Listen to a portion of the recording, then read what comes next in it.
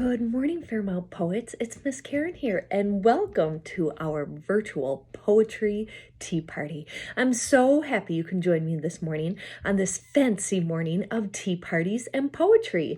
I have a fancy bow in my hair. I even wore a fancy boa to this event. And I hope you can join me this morning in sharing all the poetry I collected throughout the week.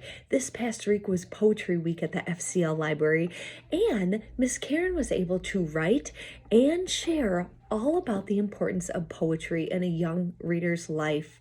We might not think of reading poetry until we're grown up or in school, but poetry is very beneficial for young readers and young poets all alike. So I hope you learned some tips this week about poetry. Even if your young poet is not writing yet, you still can make poetry together, and that would be a fun way to incorporate reading and writing in those early years. So I hope you have a cup of tea. Miss Karen has a cup of tea as I read my poetry. And to start off, let's lift our teacups and say cheers. Cheers. Mine is cooling down. So I want to start with my first poem, and I would love for you to share all the poetry that you read this week with Miss Karen or that you wrote at home with your caregiver. So let's start. The first day, last Monday, we studied nursery rhymes. Nursery rhymes we sing to our poets when they first come out into this brand new world, right? Nursery rhymes are a great way to incorporate poetry, rhyming, actions with our hands. So I asked you to collect all your poetry from this week, and it started with a nursery rhyme. So Miss Karen wants to share her favorite nursery rhyme that we did on Monday, and it's great because it has an action to my favorite nursery rhyme that I collected in my poetry book is "I'm a Little Teapot." You like that one? If you know that one and it's perfect to go with our tea party, let's do the actions together. So remember, you're going to make a handle, you're going to make a spout, and we're going to tip over. Ready? I'm a little teapot, short and stout. Here is my handle, here is my spout. When I get all steamed up, then I shout, tip me over and pour me out. Yay! That's my favorite. I love it because of the enriching vocabulary that my readers are getting, like handle, spout, right? And also it comes with a fun action. So that was a great one. That was my favorite. Do you have a favorite nursery rhyme? Is that the same as Miss Karen's? I love you to share and your caregiver to share on any FCL social media page. We love to see how you are incorporating FCL's learning ideas at home. So that was my favorite nursery rhyme. But I do have a second favorite I love to share. Let me get a sip of my tea. If you're having tea, maybe you like it with tea and cookies. I love my tea with honey. How do you like your tea? Well, another one that I love is Jack and Jill. On Monday, Miss Karen acted it out with little dolls, but we can still sing it even without the toys around us. So let's sing that one. If you know that one together, sing with Miss Karen. Jack and Jill went up the hill to fetch a pail of water. Jack fell down and broke his crown, and Jill came tumbling after. That's a great one. I love that one because of the rhythm, right? That has a nice beat. Let's sing that one again. And I'll clap without or tap without spilling my tea. Ready? Here we go. Jack and Jill went up the hill to fetch a pail of water. Jack fell down and broke his crown, and Jill came tumbling after. See, that has a nice beat, and that's great about nursery rhymes too, and all types of poetry, is that it can give your reader, I gotta sneeze, not my tea. Excuse me. It can give your reader a sense of rhythm. Poetry has rhythm as well. So those are my two favorite nursery rhymes. I hope you recorded and sing every day your favorite nursery rhymes at home. Okay, I'm going to change to my next collection in my poetry book. And I'm going to grab a sip of tea.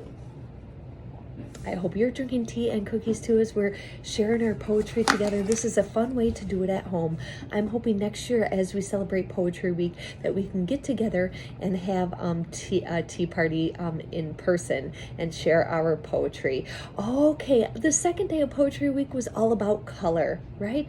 We know from a very young age, toddlers are recognizing colors, color words, and choosing their favorite colors. So a great way to incorporate poetry is to ask about their favorite color. And we just make a list of their things that are that same color, right? It's easy, simple words. The caregiver writes it down. So I want to share with you my color poetry. I recorded it in my poetry notebook, and the color I did was red. I wrote a poem about red, and Miss Karen just named some simple words, some things that I thought of when I heard the color red. Ready? Red. Flames. Strawberries. Stop sign. Jello. Raspberries. Ooh. So those are the things that I thought of when I thought of my one of my favorite colors, red, right? That's all color poetry is, choosing your favorite colors, and your poet is naming things that have those same colors as their favorite color. And my poet, who's not here right now, she might be filling up her teacup, she wrote one also with the color purple. So let me hear her, let me read you hers, because she loves to share things that are purple. Ready? Purple. Paper. Grapes. Dresses. Jewelry. Flowers. Chalk. Look at that. She came up on her own with different fun things that are her favorite color, purple. Lots of things can be your favorite color. So try that one at home, color poetry. Fun, simple way. Like I said, your youngest poets can do color poetry. Okay, so grab grab a sip of your tea. We could do another cheers, and maybe you're having it with cookies or crackers, but a fun way to share our poetry, right? We know that children love snacks and drinks, right? So incorporating something fun into a way to share our poetry. So our third day of FCL Poetry Week was all about small moments. Miss Karen shared a favorite poetry book of hers that was all about small, everyday moments, right? All those moments with our poets are so, so special. So I said, think of a small moment, something you like to do at home every day. It could be playing, dancing, right? Anything, watching TV, and try to write a poem about it. Now, that doesn't mean we give our young writer the pen and say, write a poem, right? We have them brainstorm the ideas and we write the ideas down on paper. So I'm going to share Miss Karen's small moment, and you know that I love walking my dog. So that's my poem today, Walking the Dog. And I started thinking about all the things that I see, hear, smell, using my five senses while I'm walking the dog. So here's my poem, Walking the Dog. Trails go on, flowers to smell, water to hear, sunshine to feel. Wow, not a long poem, but those moments that I'm walking with my dog, those are special to me because I love being outside. Let me read that one more time and think about the things that I see, I smell, I hear, I feel. Ready? Walking the dog. Trails go on, flowers to smell, water to hear, sunshine to feel. Oh, I love walking in that beautiful sunshine, and I love smelling the wildflowers that we might see on the trail. And the water to hear is that it's neat when I like walking past streams and little waterfalls. So I like doing following trails that have lots of water because it's neat to hear. So that was my small moment, right? Something I do every day walking the dog is turned into a poem. Right? So those smallest moments I got to turn into a poem. And here's my poet's small moment. She wrote about playing. Okay. Okay, so let's see what she wrote about playing. It says, playing on the swings, running in the grass, riding my bike, hot sun, freezy pop. So her brain was thinking about all those fun moments that she has while playing, right? She might play every day and it's fun for her.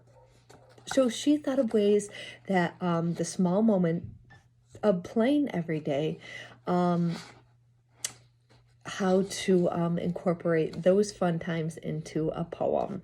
So that was Small Moment Poem. So I hope you can find the joy in everyday life and incorporate it into a poem.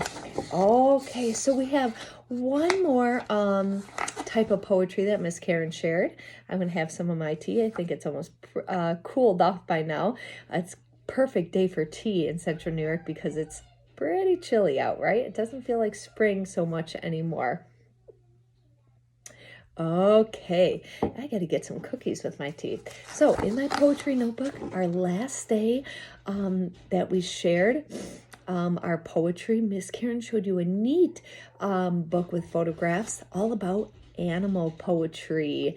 And that is a great way to incorporate poetry because we know that young readers love, especially nonfiction, right? Love looking at those photographs of real animals they may see at the zoo or any other type of wild animal park.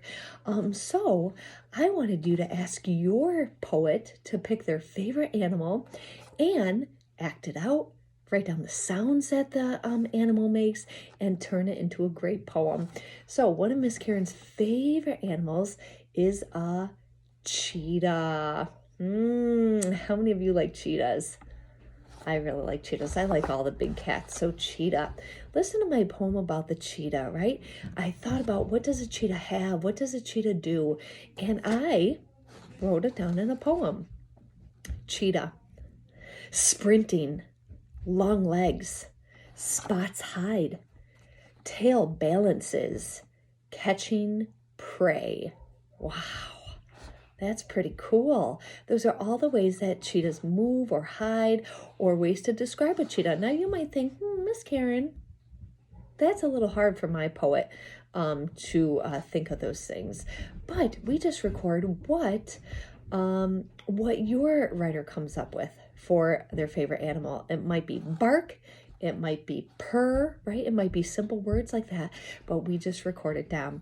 Speaking of that, my poet shared their favorite animal, cat. So let's hear about that. Cat. Fluffy. Purr. Sharp claws. Plays with toys. Eats treats. Look at that. She thought of things on her own and I recorded them to share her love of cats. She likes cats. Even though we have a dog, she likes cats. So great way to incorporate something that young readers already love, animals, right? And just asking them what they love about them, right? And we could even act it out. I can act like a cheetah, run across a room really fast.